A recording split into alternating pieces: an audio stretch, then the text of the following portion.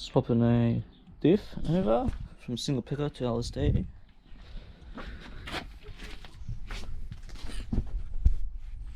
So what I've done is I took off all these bolts, took off all them there, took them ones off there,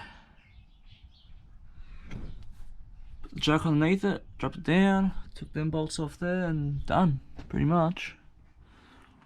But I just have to remove the exhaust and that bar, sway bar, whatever it is, to make more room. That's about it. Just about to put the other one in now. Put it all back on, it's all tightened up.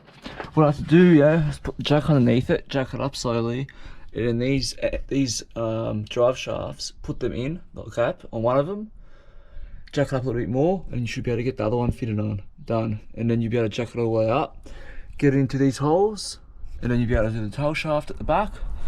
You'll be able to clip that on, and then put all the bolts on. You don't have to have the handbrake up, just leave it down. Just put all the bolts on, hand tighten it, and then just get a screw, just get a size 12 for them. Two of them, and just tighten them.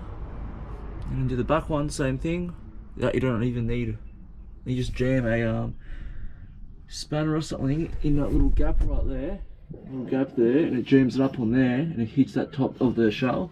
And then you don't have to actually put the handbrake up and then get down here, get up. And that's pretty much it. Easy. And then just put the exhaust back on, and yeah, you'd be laughing.